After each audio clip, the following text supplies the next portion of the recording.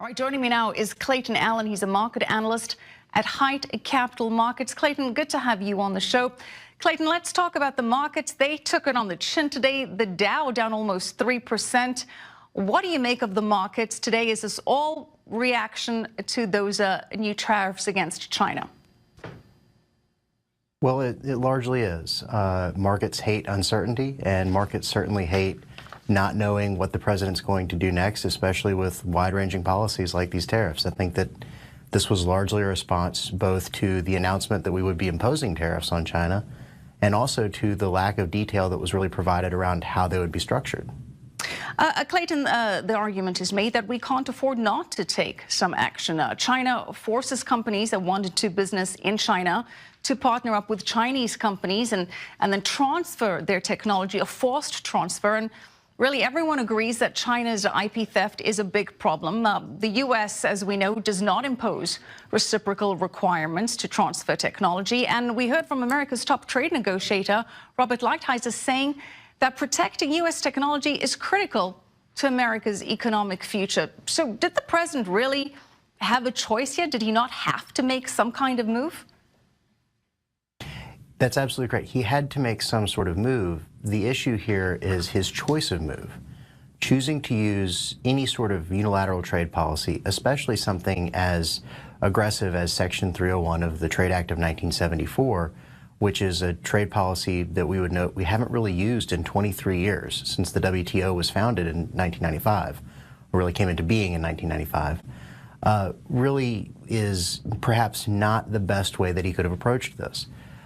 Trade issues, including challenges of IP theft, really could be handled through the WTO process and could be handled through existing U.S. policies such as the Committee on Foreign Investment in the United States. There's a bill right now that's in both the Senate and the House of Representatives that would expand the powers of CFIUS to both review a wider range of transactions here in the U.S., but also review some outgoing investments that would cover some of the forced tech transfer issues that you discuss. Well, Clayton, the argument has been made that the World Trade Organization isn't always fair, that it's certainly very cumbersome and bureaucratic, and it takes a very long time for anything to be done there, and that it's not very effective when something is done. I mean, China itself has complained to the World Trade Organization. So what do you say to that?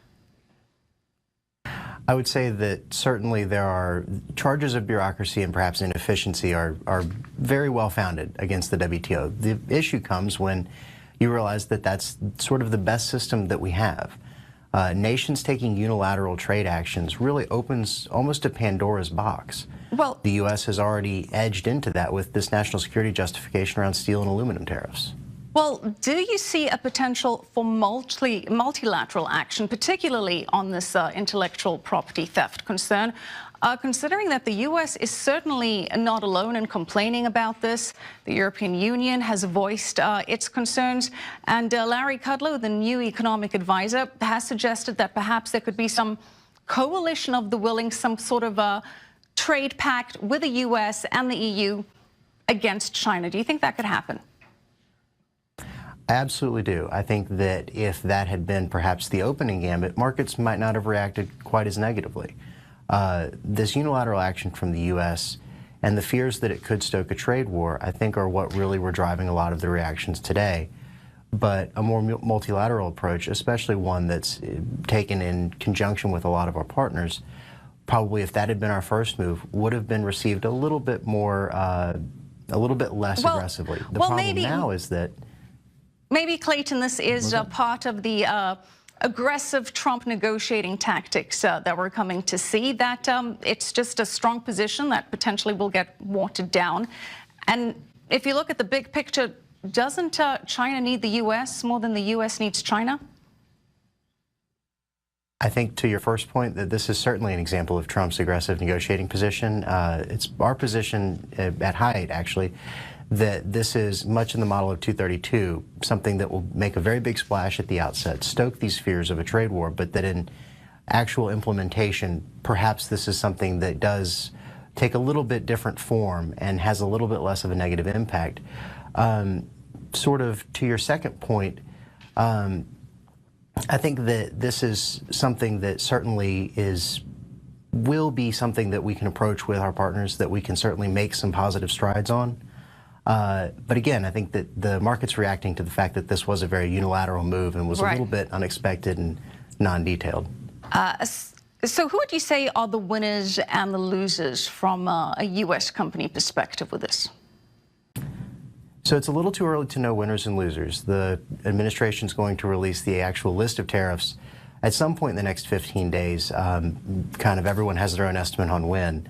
And that will really shape out who, from a U.S. side, specifically wins and loses. But in general, I think that we would look at companies with significant Chinese exposure, sales into China, being one group of companies that could be negatively impacted in the event that there is a trade war. And sort of on a more immediate term, retailers that carry a lot of Chinese consumer goods, electronics, household items, and such things like that, probably would see negative impacts more quickly as prices would be expected to rise. So from the market side, I think people would view them as having a more negative reaction in the near term. Right. Yeah, the White House saying that more than 1,000 products could be targeted, but that businesses in the U.S. will have the opportunity to comment before that final list goes into effect. Interesting to see who comments and what they say. Clayton Allen, appreciate your commentary, market analyst at Hyde Capital Markets. Thanks for being on the show. Thank you very much. Appreciate it.